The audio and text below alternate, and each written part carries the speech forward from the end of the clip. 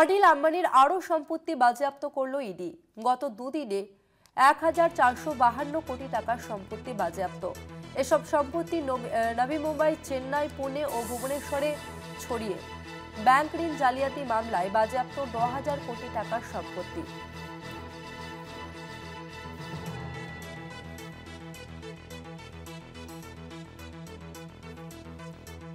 আরো একবার জানিয়ে রাখবো, অনিল আম্বানির আরো সম্পত্তি বাজেয়াপ্ত করল ইডি। গত দুদিনে ১,৫৫২ কোটি টাকার সম্পত্তি বাজেয়াপ্ত এবং এই সমস্ত সম্পত্তি নবী মুম্বাই, চেন্নাই, পুনে ও ভুবনেশ্বরে ছড়িয়ে রয়েছে। আমরা বিস্তারিত কথা বলবো। আমাদের সঙ্গে ফোন লাইনে রয়েছেন কলকাতা টিভির পলিটিক্যাল এডিটর আশিস চট্টোপাধ্যায়। আশিস, তাই বিষয়ে বিস্তারিত জানতে চাইবো। দেখো, অনিল আম্বানি গোষ্ঠীর সম্পত্তি দুভাগ হয়েছিল। তার এক ভাগের মালিকানা পেয়েছিলেন অনিল ধীরুভাই আম্বানি গ্রুপ, যার শীর্ষে অনিল আম্বানি। তাদের ব্যাংক জালিয়াতি মামলা দীর্ঘদিন ধরে চলছে। অভিযোগের কেন্দ্রে রয়েছে এই প্রশ্ন যে অনিল আম্বানি গ্রুপের থেকে বিভিন্ন ব্যাংকের কাছে জালিয়াতিপূর্ণ কাগজপত্র, ডকুমেন্টস দাখিল করে ব্যাংক ঋণ নেওয়া হয়েছে, বিপুল পরিমাণ ঋণ নেওয়া হয়েছে এবং তারপরে সেই ঋণ যে কাজে ব্যবহার করবার জন্য নেওয়া হয়েছে বা ব্যাংককে বলা হয়েছিল সেই কাজে ব্যবহার না করে সেই টাকাকে অন্যত্র বা অন্য কাজে সরিয়ে দেওয়া হয়েছে। এই হচ্ছে অভিযোগের মূল কথা। সেই অভিযোগের ভিত্তিতে PMLA অর্থাৎ prevention of money laundering act, এই আইনের বলে মামলা হয়েছে। ইডি তারপর থেকেই ধাপে ধাপে অনিল ধীরুভাই আম্বানি গ্রুপের বহু সম্পত্তি বাজেয়াপ্ত করা শুরু করে।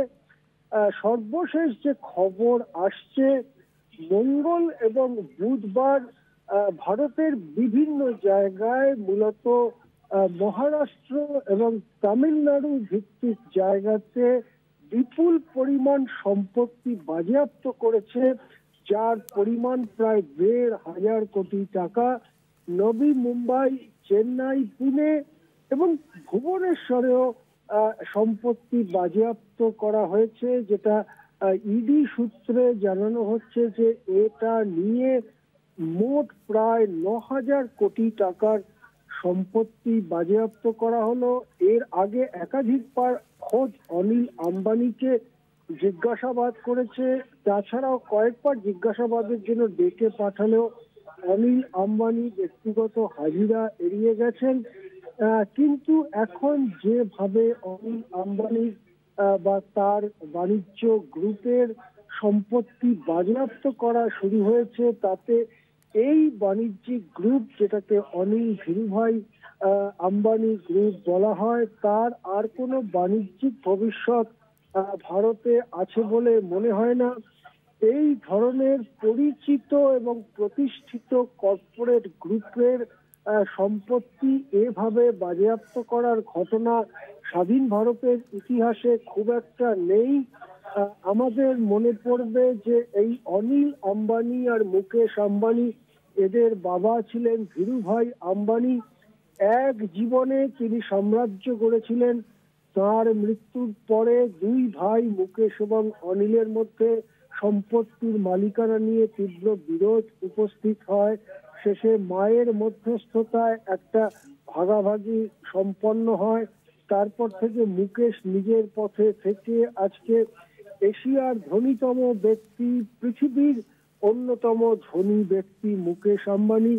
আর অন্যদিকে অনিল আম্বানি প্রাথমিক ঝলকানি দেখালেও তারপর থেকে ধীরে ধীরে পতনের পথেই হেঁটে চলেছেন।